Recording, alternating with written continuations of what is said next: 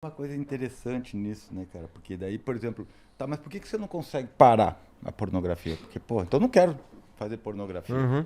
Porque a partir do momento que ela começa a dorsalizar, que nem ele tá falando, né, ela vai criando uma rede, porque ele falou, é a rede do vício, não, é a rede do hábito. É o mesmo lugar. Você é cheio de hábito. Ali, na neuropsicologia, a gente diz que ali é a formação de esquemas, onde você forma aqueles comportamentos habituais que você não precisa prestar tanta atenção. Aham. Que você faz, tipo, dirigir carro. Cara, isso é ali que- muito estranho. Outro dia, cara.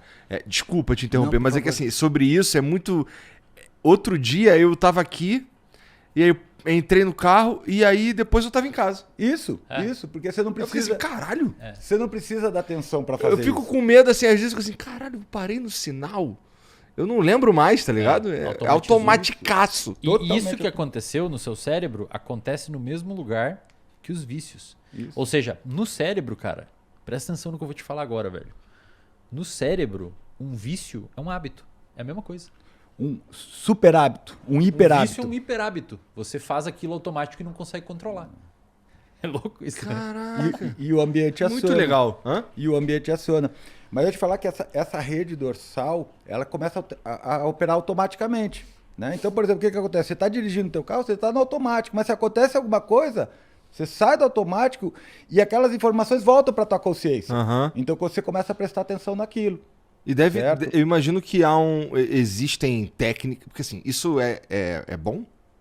Cara, é bom, porque imagina o seguinte, o nosso cérebro ele gasta muita energia. É o segundo sistema que mais gasta energia, só pede para o sistema digestivo. A gente gasta 20% dos metabólitos e 15% do E oxigênio. tem 2% do tamanho do corpo. O negócio tem 1,8 kg, 1,6 kg. Tá. Certo? É cara? Então caro. Muito caro. caro. Essa região, que é o córtex pré-frontal, ela é muito mais cara ainda. Tá. Porque ela É tem que é a muitas região que a cam- gente tá pensando. Isso, porque ela é neocortical, ela tem muitas camadas de neurônios Tá. ali, certo? Então, exige muito energia. Então, se você automatizar as coisas, você pode usar menos o córtex pré-frontal.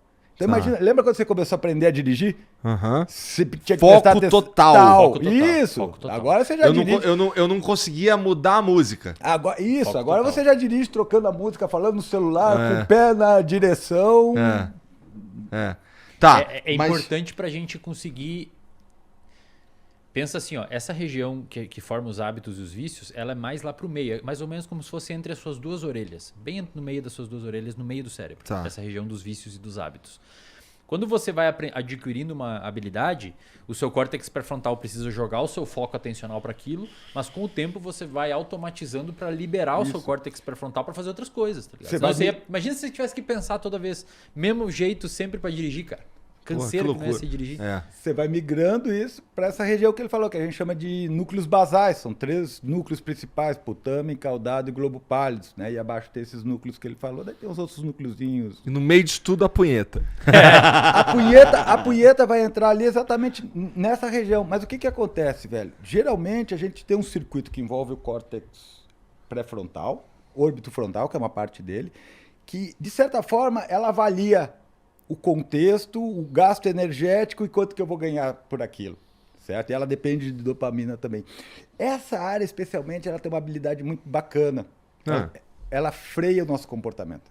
É um núcleo que está ligado a inibir os nossos comportamentos. A gente chama de comportamento inibitório. Né?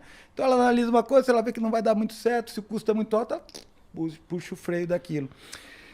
Essa hiperexcitação nos gânglios basais, ela vai diminuindo a atividade inibitória do córtex pré-frontal. É tipo um cabo de guerra que começa a ficar mais forte aqui, ó. O cara sabe que tá ruim, não quer bater punheta, mas não consegue.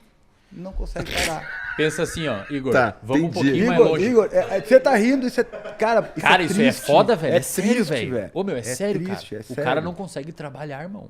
Que isso, É cara? sério, velho. Eu tô falando sério, cara. É uma os psicólogos que estão assistindo aqui me dizem se eu tô mentindo. Mas aí, é uma mas epidemia isso na daí, clínica, velho. isso é causado pelo cara que começou a ver uma putaria de sacanagem, não sei o quê. O que causa isso? É o excesso? Pensa assim, ó. Perdão, Fábio, deixa eu só concluir um Por pouquinho favor, desculpa, por só pra gentileza. galera entender. O Fábio explicou que você tem um cabo de guerra entre o seu córtex pré-frontal que inibe o comportamento e as regiões mais lá do meio do cérebro que fazem você querer aquele comportamento recompensador, ok? Mesma coisa que acontece com substância, etc. Tá. Nessa regiãozinha aqui que aumenta a busca por comportamento recompensador, existe alguns receptores e neurotransmissores que são substâncias químicas que fazem isso acontecer. Tá. O principal deles, tem outros, acetilcolina, noradrenalina, até mesmo endocannabinoides, mas o principal dele é a dopamina, Tá. o neurotransmissor que atua ali. A dopamina ela tem vários receptores, como se ela fosse uma chave que entra em fechaduras. Tem uns 4 tipos de fechadura. Uma em específico que está nessa região é o que a gente chama de receptor de dopamina D2. Conforme a dopamina vai ligando nessa região, os receptores com o tempo, isso foi um estudo publicado na PNAS, de uma autora chamada Nora Volkow, ela não viu com pornografia, ela viu com usuários de metanfetamina. Essa dopamina liberada ali começa a internalizar os receptores. Então o receptor está na membrana e eles começam a vir para dentro da célula, deixando menos receptor ali, fazendo com que exista uma necessidade de mais liberação de dopamina para alcançar o mesmo barato. Entendi. Isso é um dos mecanismos da dependência. Mas olha que interessante, cara, e explicando o que o Fábio mostrou. Essa diminuição de receptores ali devido ao grande vômito de dopamina ali em cima, existe uma associação, a gente não sabe se é causal, mas quanto menos receptor você tem, menos o seu córtex pré-frontal está funcionando direito. Em outras palavras, menos poder o córtex pré-frontal tem de frear o comportamento.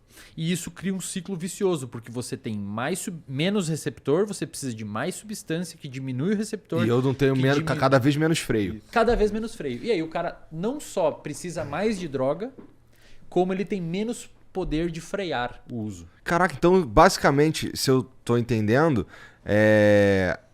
existem pessoas que são tão dependentes de pornografia quanto existem pessoas que são dependentes de maconha, por exemplo, drogas. Qualquer maconha, cocaína, exatamente. Dá pra considerar a pornografia uma droga do ponto de vista que vocês estão... Dá pra considerar o uso de cocaína um hábito. Tá, Isso. tá. É que pensa assim, Igor, vício não vício, vício não vício. Grandes discussões, por exemplo, açúcar vicia, comida vicia, não sei o que vicia, isso vicia.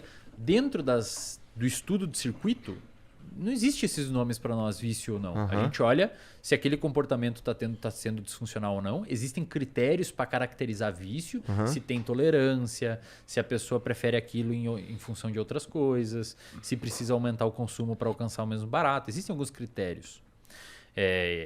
Ninguém sabe, a comunidade científica não chegou em alguns acordos, por exemplo, se açúcar vicia ou não.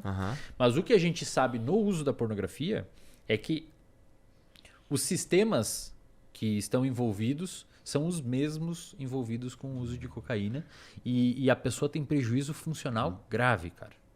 Puta, Grave. do cara não conseguir trabalhar. Cara, eu já doideira. peguei pessoas Não que batem 10 punhetas por dia, velho. Não consegue trabalhar, não consegue tem se mais de 12 relacionar.